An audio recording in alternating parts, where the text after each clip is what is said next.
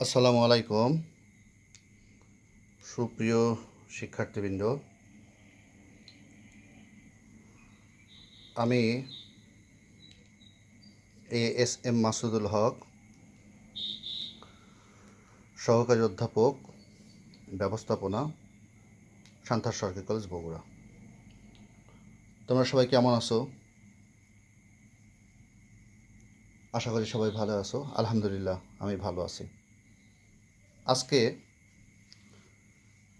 তোমাদের সাথে আমার প্রথম ক্লাস। গতানুগতিকভাবে প্রথম ক্লাস যেরকম হওয়া উচিত ছিল, দুর্ভাগ্য কিংবা সৌভাগ্য আমরা জানি না আসলে, যে এভাবে ক্লাসটা হলো না। আমাদের বর্তমান যে পরিস্থিতি, এভাবেই বোধহয় চলতে হবে বেশ কিছুদিন। আমরা মানসিকভাবে প্রস্তুতি নিয়ে নিই, এভাবে আমরা ক্লাস করব। ভবিষ্যতে বলতে পারি কি হতে পারে না পারে, আমরা মানসিক প্রস্তুতি সবসময় রাখব। তোমরা বাংলাদেশের বিভিন্ন স্থান থেকে এখানে আসছো, ভর্তি হয়েছো সান্তাহার সরকারি কলেজ। অনেকেরই এ ব্যাপারে অনেক কষ্ট আছে।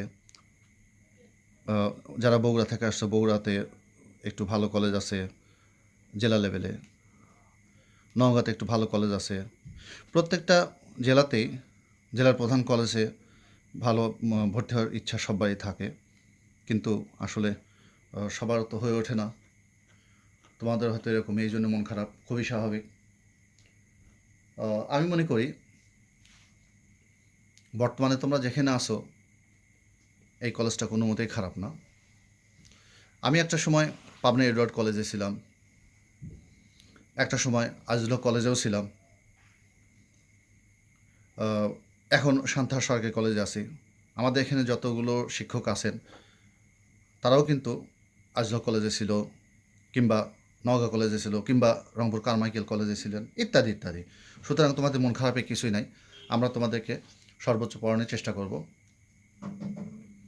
যদি তোমরা আমাদের পাঠে মনোযোগী হও, আমাদের নির্দেশিত পথে তোমরা যদি চলাচল করতে পারো। শুরুতে একটা কথা বলবো, যেহেতু সামনাসামনি দেখা হচ্ছে না, তোমরা এই ডিস্টেন্স লার্নিং এটা অনেকটা দুঃশিক্ষণ হয়ে গেছে। এর মাধ্যমেই যতটুকু পারো শেখার চেষ্টা করো, আমার মনে হয় খারাপ হবে না। সামনাসামনি ক্লাস হলে তোমাদের অনেক পরিচয় নেওয়া যেত, কে কোথা থেকে আসছো, কেমন কি, যেহেতু আমাদের কোনো সুযোগ সুবিধা নাই। এই জন্যই অনেক কিছুই আমরা সুবিধা থেকে বঞ্চিত হচ্ছে, কিংবা অনেক কিছুই আমরা বুঝতে পারতেছি না। যাই হোক, ইনশাল্লাহ সব একসময় ঠিক হয়ে যাবে, আশা করি, আমরা আশা করতেই পারি। আমরা এখন একটু দেখি আমাদের পড়াশোনার দিকে একটু মনোযোগ দিই। আমি তোমাদের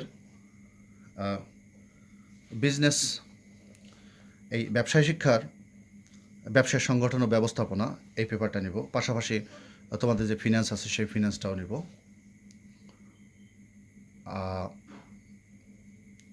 দুইটা ক্লাসে আমি নেব। আমাদের এখানে ফিনান্সে কোনো টিচার নাই, যার জন্য ওটাই আমি নেই আর কি। এখান থেকে আসার পর থেকে, কলেজে থাকার সময় থেকে এই ক্লাসটাই নেই। যাই হোক, এই দুঃশিক্ষণ কিংবা যে সিস্টেমে এখন বর্তমানে পড়াশোনা চলতেছে, আমাদের প্রযুক্তি যথেষ্ট উন্নত না। বাংলাদেশের সব জায়গাতেই সরাসরি ক্লাস নিচ্ছে কেউ, তারপরে তোমার হচ্ছে লাইভে ক্লাস নেওয়া হচ্ছে। লাইভে ক্লাসগুলোর আমার কাছে মনে হয়েছে যে এখানে তোমাদের কাছে ডকুমেন্টগুলো যথেষ্ট থাকে না। এই কিছু ডিসঅ্যাডভান্টেজ যেমন দেখা যায় লাইভে, যেমন যেমন বোর্ডটা কিন্তু কাছে দেখা যায় না, দূরে স্যার কী লিখতেছে ওটা টের পাওয়া যায় না। তো এই জন্য আমি যা বলতেছি, আমার আমার কথাগুলো আমি তোমাদের এইখানে একটু দেখানোর চেষ্টা করতেছি। তোমরা এখান থেকে দেখেও নিতে পারো, এটাও বোধহয় কোনো সমস্যা হবে না, যার জন্য এরকম আর কি প্রচেষ্টা। ঠিক আছে, আসলে আমরা একটু দেখি।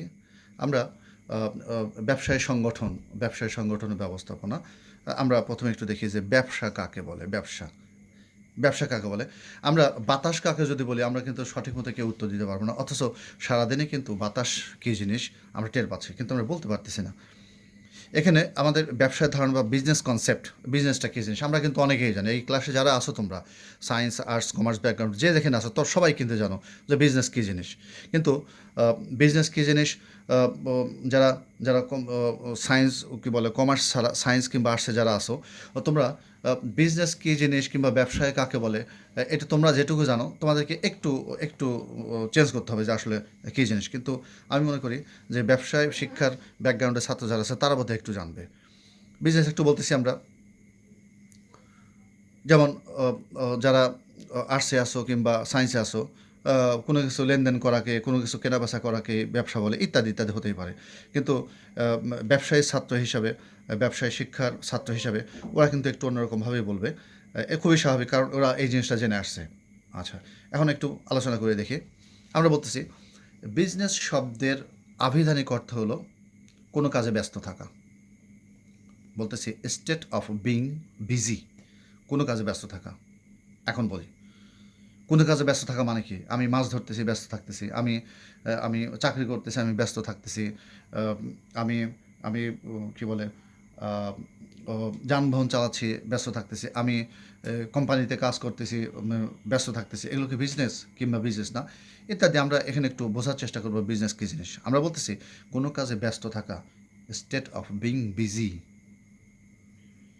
একটু বলি, সাধারণত মুনাফা অর্জনের উদ্দেশ্যে পরিচালিত উৎপাদন, মানে কোনো কিছু তৈরি করা, বন্টন, কোথাও কিছু পৌঁছে দেওয়া ও এর সহায়ক যাবতীয় বৈধ অর্থনৈতিক কাজকে ব্যবসায় বলা হয়। খেয়াল করো, যে কোনো কাজ ব্যস্ত থাকলে হবে না, কিন্তু সে কাজটা হতে হবে আমার বৈধ প্লাস অর্থনৈতিক কাজ। তাহলে বৈধ কাজ কি? আমরা খুব ভালো মতো জানি বৈধ কাজ। বৈধ এটা একটা আপেক্ষিক শব্দ, কারণ এখানে বাংলাদেশে যেটা বৈধ, আমেরিকায় কিন্তু সেটা অবৈধ। আবার আমেরিকায় যেটা অবৈধ, বাংলাদেশে সেটা বৈধ। আমেরিকায় যেটা বৈধ, বাংলাদেশে সেটা অবৈধ। যেমন সিম্পলি একটা কথা বলি যে পৃথিবীর অনেক দেশই আছে, যেমন আমি বলতে পারি কী বলে আমাদের আমাদের ভুটানে ওখানে স্মোকিং সম্ভবত নিষিদ্ধ। হ্যাঁ, সম্ভবত নিষিদ্ধ। এটা এখন একটা অবৈধ কাজ। কিন্তু বাংলাদেশে দেখো, এটা কিন্তু অবৈধ বলা হয়নি, এটা অবৈধ। এটা ধূমপান করলে পারে এখানে একটা পানিশমেন্টের ব্যবস্থা হতে পারে। এটা কিন্তু টোটালি অবৈধ এরকম কিন্তু কিছু না। কিন্তু দেখো, একই জিনিস ওইখানে বৈধ, এইখানে অবৈধ। তো এই জন্য বলতেছে আপেক্ষিক শব্দ। তাহলে বৈধ, যে কাজটা বৈধ সেটা কীভাবে আমি বুঝবো এই কাজটা বৈধ কি বৈধ না? যদি দেশের প্রচলিত আইন তোমাকে সাপোর্ট করে, যদি দেশের প্রচলিত আইনে এটা কাজটা যদি কোনো এমবার্গো না থাকে, যদি নিষেধ করা না থাকে, সেটা হচ্ছে আমাদের বৈধ। আমরা বলতেছি উৎপাদন, বন্টন ও এর সহায়ক, অর্থাৎ উৎপাদন এবং বন্টন করতে যা যা কাজ লাগে যাবতীয় বৈধ, অর্থাৎ ওই রাষ্ট্র কর্তৃক আইনে কোনো বাধা নাই অর্থনৈতিক কাজকে ব্যবসা বলা হয়। অর্থনৈতিক কাজটা কি? অর্থনৈতিক কাজ হচ্ছিল অর্থ উপার্জনের জন্য যে কোনো কাজকে আমি বলবো অর্থনৈতিক কাজ। এবং এই অর্থনৈতিক কাজটা হতে হবে কিন্তু বৈধ, কোনো মতেই অবৈধ না। তাহলে দেখো, খুব সুন্দর একটা, আমি যদি তোমাদেরকে এখন ক্লাসে ধরতাম যে বলো তো ব্যবসা কাকে বলে, তোমরা কিন্তু অবশ্যই বলতে পারতা যে বৈধ বৈধ যে কোনো কাজকেই বৈধ যে কোনো কাজকেই ব্যবসা বলে। হ্যাঁ, ফাইন, গুড। আমি একটু বলবো বৈধ যে কোনো অর্থনৈতিক কাজকে ব্যবসা বলে। দেখো, তোমরা কিন্তু পেয়ে গেছো। তাহলে আমরা বলতেছি একটু ভালো করে বলি, উৎপাদন, বন্টন। বন্টন সেটা আবার কেমন? পৌঁছায় দেওয়া। মনে করো আমি এখানে পণ্যটা তৈরি করছি বগুড়াতে, সান্তাহারে। এই পণ্যটা নিয়ে যা আমি আদমদীঘিতে পৌঁছাই দিলাম, এই পণ্যটা আমি নিয়ে যা ঢাকা পৌঁছাই দিলাম। এটাকে বলতেছি হচ্ছে বন্টন। একদম মোটা দাগে বলি, একদম খুব সিম্পলভাবে বলতেছি, উৎপাদন করার পর সেই জিনিসটা ভোক্তার কাছে পৌঁছানোর জন্য যে কাজ, এটাকে আমরা বলতেছি মোটামুটি বন্টন। তাহলে বলতেছি উৎপাদন, বন্টন এবং এর সহায়ক যাবতীয় বৈধ অর্থনৈতিক কাজকে ব্যবসা বলা হয়। এই যে যাবতীয় কাজকে, তাহলে এখন দেখি একটু, বৈধ অর্থনৈতিক কার্যাবলীর মূল উদ্দেশ্য যদি ব্যক্তিগত ভোগ বৃদ্ধির জন্য করা হয় তবে তাকে ব্যবসা বলা যাবে না। আচ্ছা, ফাইন। বৈধ অর্থনৈতিক কাজ যেমন কোনো ব্যক্তি যদি পারিবারিকভাবে হাঁস মুরগি পালন করে এবং তার নিজের পরিবারের জন্য মাংসের চাহিদা মেটায়, তবে তাকে ব্যবসা বলা যাবে না। কেন? এখানে কিন্তু মুনাফা অর্জন কিন্তু মূল উদ্দেশ্য না। মুনাফা কিন্তু মূল উদ্দেশ্য না, মূল উদ্দেশ্য হচ্ছে পারিবারিক চাহিদা মেটানো। হ্যাঁ, আমি যদি হাঁস মুরগি পালন করি, ডিম বিক্রি করি কিংবা হাঁস মুরগি বিক্রি করি রেগুলার অন্য কোথাও বাজারে যে, তাহলে কিন্তু সেটা ব্যবসা হতে পারে। কিন্তু আমি এখানে কিন্তু বলা হচ্ছে যে ব্যক্তিগত ভোগ বৃদ্ধির জন্য করা হলে এটা কিন্তু আমার ব্যবসায় বলে পরিচিত হবে না। আবার হবে, দেখো, উদ্দেশ্য হবে মুনাফা অর্জন। মুনাফা অর্জন হওয়ার কিন্তু উদ্দেশ্য হওয়া লাগবে। যদি মুনাফা করতে নাও পারে, লোকসান হয়, তবুও তাকে ব্যবসা বলা যাবে। আমার উদ্দেশ্য মুনাফা অর্জন। আমি মুনাফা অর্জন করার জন্য আমি অনেকগুলো অনেকগুলো কী বলে হাঁস পালতেছি। আমাদের এই সান্তাহার বা আদমদীঘির জনজীবনের যে সমস্ত কার্যাবলী সেগুলো আমি বলতেছি যে মুনাফা অর্জনের জন্য আমি চাউলের কল দিছি, চাউলের মিল দিছি, চাতাল দিছি, তারপরে মুরগির খামার বানাইছি, তারপরে গরুর খামার বানাচ্ছি। কিন্তু এগুলো আমি বিক্রি করে তো মুনাফা করতে পারতেছি না, কিন্তু আমার লস হয়ে যাচ্ছে। তবুও তাকে আমি কিন্তু ব্যবসা বলবো। কারণটা হচ্ছে আমার উদ্দেশ্য থাকবে কিন্তু মুনাফা অর্জন। ব্যবসার প্রথম কথা মুনাফা অর্জন। মুনাফা অর্জনের জন্য যে কোনো বৈধ অর্থনৈতিক কার্যাবলীকে ব্যবসা বলে। যদি তা ব্যক্তিগত ভোগ বৃদ্ধির জন্য হয় তাহলে কিন্তু তাকে ব্যবসা বলা যাবে না। মনে করো জানুয়ারি মাসে চাউলের মন হচ্ছিল 1,000 টাকা, মনে করো, জাস্ট একটা আমরা ধরে নিচ্ছি। জানুয়ারি মাসে চাউলের দাম হচ্ছিল 1,000 টাকা মন। আমি করছি কি, চাউল আমি হচ্ছিল প্রতি মাসে আমার 1 মন করে চাউল প্রয়োজন হয়। আমি সারা বছর 12 মন 15 মন আমি চাউল কিনে নিছি। 15 মন চাউল কিনে নিচ্ছি, চাউল কিনে আমি থুয়ে দিয়েছি। থুয়ে দেওয়ার পরে জানুয়ারি মাসে 1,000 টাকা মন, ফেব্রুয়ারি মাসে হচ্ছিল 1,010 টাকা মন, এভাবে মার্চ, এপ্রিল, মে, জুন, ডিসেম্বরে যা দেখি যে এই চাউল হয়ে গেছে 1,500 টাকা মন। তাহলে 1,000 টাকা মন কিনছে। আমি কিন্তু 3 মন চাউল কিন্তু বেশি কিনে রাখছিলাম। 12 মাসে 12 মন, আরও 3 মন, 15 মন চাউল কিনে রাখছিলাম। এখন এই 3 মন যদি আমি এক্সেস বাজারে বিক্রি করে দিই ডিসেম্বর মাসে, আমার কিন্তু ওখানে 1,500 টাকা, প্রতি মনে 500 টাকা হিসাবে 1,500 টাকা কিন্তু এক্সেস টাকা আসবে। তবুও কিন্তু এটা ব্যবসা না। ব্যক্তিগত ভোগ করার জন্য আমি রাখছিলাম, এবং ব্যক্তিগত ভোগের বাইরেও কিন্তু রাখছিলাম, কিন্তু আমি কিন্তু এই কাজটা প্রতিবার করি না। এই কাজটা কিন্তু বারংবার করতেছি না, পুনঃপুনিকভাবে করতেছি না, কন্টিনিউয়াসলি করতেছি না। তার মানে এটা কিন্তু ব্যবসা না। তাহলে কি, যে কাজটা করবো সেটার কিন্তু কন্টিনিউশন থাকতে হবে, মুনাফা অর্জনের উদ্দেশ্য থাকতে হবে, সেটা আমি বারবার কিনবো, বিক্রি করব, ইত্যাদি ইত্যাদি। নেক্সট আলোচনা আমরা সেটা চলে আসতেছি। তাহলে ব্যবসা অর্জনের যে সমস্ত বৈশিষ্ট্য লাগবে সেগুলো আমরা একটু আলোচনা করব। আবার বলতেছি, দেখো, দেশের প্রচলিত আইনে বৈধ নয় এমন অর্থনৈতিক কার্যাবলীকে ব্যবসা বলা যাবে না। যেমন চোরা কারবার, অবৈধ পণ্য সেবা উৎপাদন, বিপণন, এই কাজগুলো ব্যবসার মধ্যে অন্তর্ভুক্ত হবে না। তাহলে বৈধ হতে হবে, বারংবার হতে হবে। পয়েন্টগুলো পরে আমি আসতেছি। তার আগে আমরা একজন বিখ্যাত আমেরিকান প্রফেসর, উনি হচ্ছিল professor Lewis Henry Haney. Professor Lewis Henry Haney. উনি 1882 সালে জন্মগ্রহণ করছেন, 1969 সালে মারা গেছেন। উনি একজন অর্থনীতিবিদ ছিলেন, আমেরিকান অর্থনীতিবিদ। উনি নিউ ইয়র্ক ইউনিভার্সিটিতে পড়াতেন, পাশাপাশি অনেক সামাজিক সংগঠনের সঙ্গে জড়িত ছিলেন, অর্থনৈতিক সংগঠনের সঙ্গে জড়িত ছিলেন। তারপরে ইউনিভার্সিটি অফ টেক্সাস, যেটা আমেরিকার অস্টিন প্রভিন্সে অবস্থিত, ইউনিভার্সিটি অফ টেক্সাস, উনি এখানকার প্রফেসর ছিলেন। খুব ডার্ক সাইটের অর্থনীতিবিদ ছিলেন উনি। একটা কথা বলতেছেন, এখন অর্থনীতিবিদ ব্যবসার সংজ্ঞা দিয়ে গেছেন। ওটি ছিল 1969-এ, তো ওই সময় অনেকেই অনেক রকম কিছুই বলছে। অর্থনীতি ব্যবসার একটা পার্ট, এই জন্য উনি বক্তব্যটা দিয়েছেন। উনি যে কী বলে সংজ্ঞাটা দিয়েছেন সেটা একটু দেখি আমরা। বলতেছেন, বিজনেস মে বি ডিফাইন্ড, বলা যেতে পারে, অ্যাজ এ হিউম্যান অ্যাক্টিভিটি, মানুষের কার্যাবলী, ডাইরেক্টেড, পরিচালিত হয়, towards purchasing or acquiring, towards producing, কী বলে, উৎপাদন করা, অর অ্যাকোয়ারিং, অথবা সংগ্রহ করা, ওয়েলথ, সম্পদ, through buying and selling of goods, সম্পদ অর্জন অথবা সম্পদ উৎপাদন, কার মাধ্যমে, কেনা এবং বেচার মাধ্যমে পণ্যদ্রব্য, এটাকে আমরা বলতেছি হচ্ছে হলো বিজনেস বা ব্যবসায়। এখানে বলতেছি, এখানে বাংলা যেটা, পণ্য ক্রয় বিক্রয়ের মাধ্যমে সম্পদ তৈরি বা অর্জনের মানবীয় কাজকে ব্যবসায় বলে। উনি এই কথা বলে চলে গেছেন, খুবই সুন্দর কথা। এখন একটু ওনার সংজ্ঞাটা খুব সুন্দর সংজ্ঞা দিয়েছেন। এখানে আমি একটু বলতেছি, প্রফেসর লিউস হেনরি, ওনার প্রতি সম্মান রেখেই বলতেছি। এটা কিন্তু প্রতিটা সময় একজন এক সংজ্ঞা দেন, আর একটা সংজ্ঞা দেন, ওরা আরও আপডেট হয়, আরও মডার্ন হয়, ইত্যাদি ইত্যাদি। আমি বলতেছি এখানে, যদিও প্রফেসর লিউস হ্যানি পণ্য ক্রয় বিক্রয়ের মাধ্যমকে ব্যবসায় বলেছেন, কিন্তু বর্তমান সময় প্রেক্ষাপটে পণ্যদ্রব্য, সেবা, কর্ম, উনি কিন্তু শুধু পণ্যের কথা বলছেন। আমরা কিন্তু বলতেছি পণ্যদ্রব্য, সেবা, কর্ম বা তথ্যাদি, পণ্যদ্রব্য আছে, সেবাকর্ম আছে। সেবাকর্ম কেমন, এটা আবার কী জিনিস, সেটা আলোচনা আসতেছি। তাহলে আমরা বলতেছি যে বর্তমান পণ্যদ্রব্য, সেবাকর্ম বা তথ্যাদি উৎপাদন, বন্টন ও এর সহায়ক কার্যাবলী, যাবতীয় বৈধ অর্থনৈতিক কার্যাবলীকে ব্যবসা বলতেছি। একটু বলি, উৎপাদন আমরা বলতেছি উৎপাদন, বন্টন ও সহায়ক কার্যাবলী। উৎপাদন কী জিনিস? উৎপাদন বলতে আমরা বলতেছি, উৎপাদন বলতে শিল্পের কাজকে বোঝায়।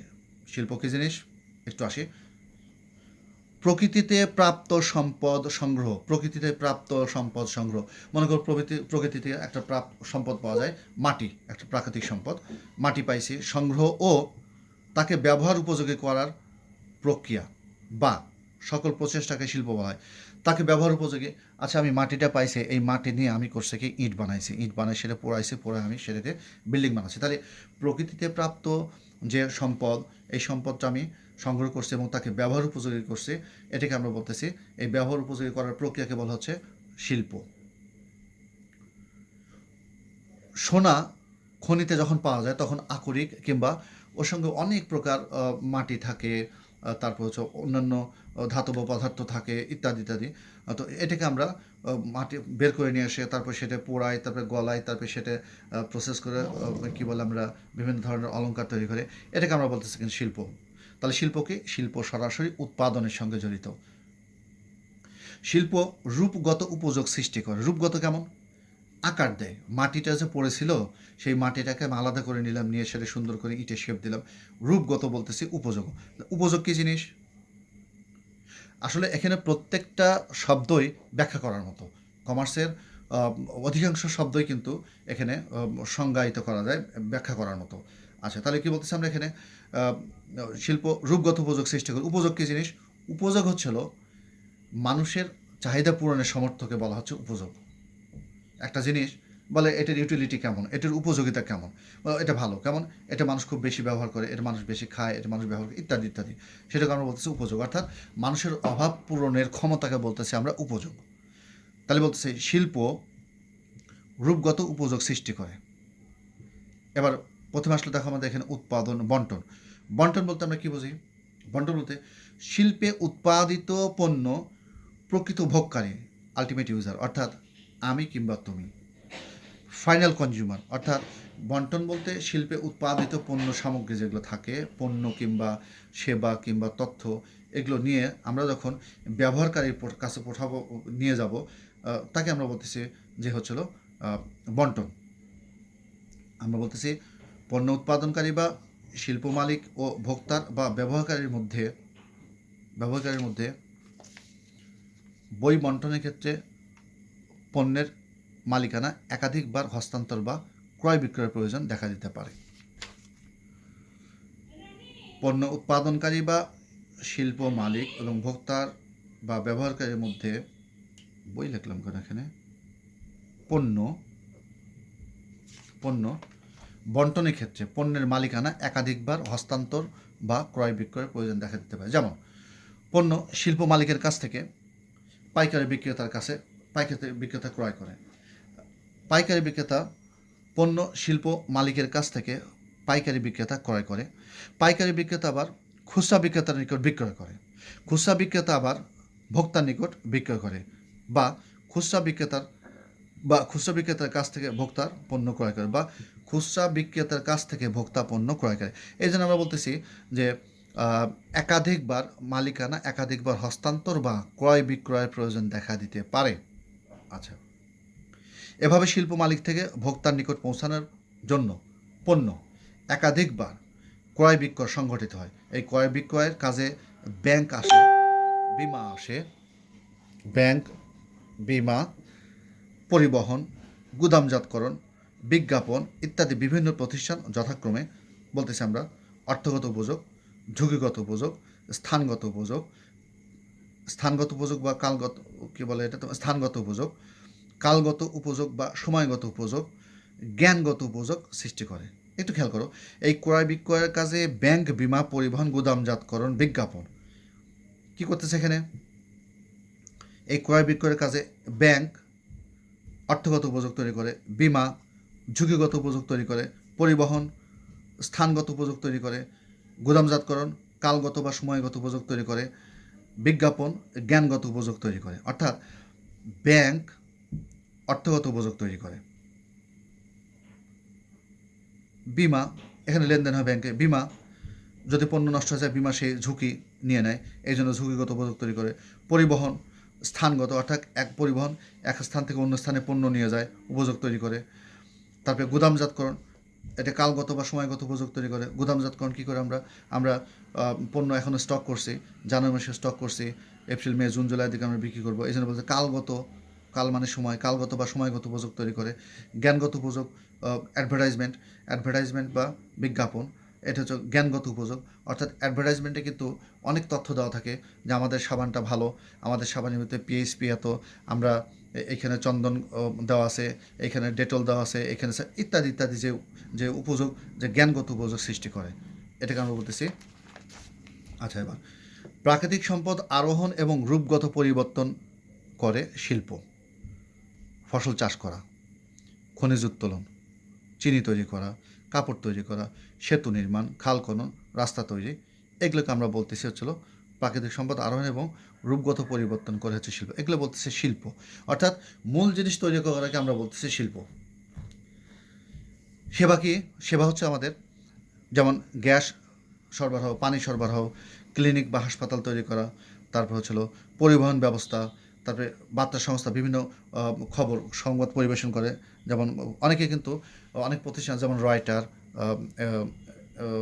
তারপর হচ্ছিল কী বলে বিবিসি, বিভিন্ন সংবাদ মাধ্যম যেগুলো আছে এরা সংবাদ পরিবেশন করে, তারপরে মোবাইল কোম্পানি, তারপরে টেলিফোন সেবাদানকারী সংস্থা, এগুলো সব সেবা দিয়ে দেয়। হ্যাঁ, টেলিফোন সেবাদানকারী, মোবাইল, এরা কিন্তু বিভিন্ন প্রকার সেবা দেয়। এরা কিন্তু যে জিনিসটা সেটা কিন্তু ভিজিবল না, এটা কিন্তু দেখা যাচ্ছে না, কিন্তু এটা উপলব্ধি করা যায়। হ্যাঁ, এই জন্য বলছি এটা হচ্ছে সেবা।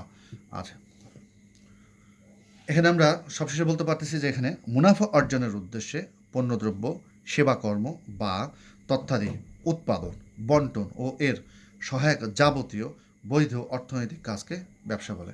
আমরা যদি ইংরেজিতে বলার চেষ্টা করি কিংবা একটু বোঝার চেষ্টা করি তাহলে আমরা বলতেছি অল লেজিটিমেট ইকোনমিক, বৈধ ইকোনমিক অর্থনৈতিক activities for the purpose of, অর্থনৈতিক কার্যাবলী for the purpose of making A profit, মুনাফা অর্জনের উদ্দেশ্য আর কল্ড বিজনেস।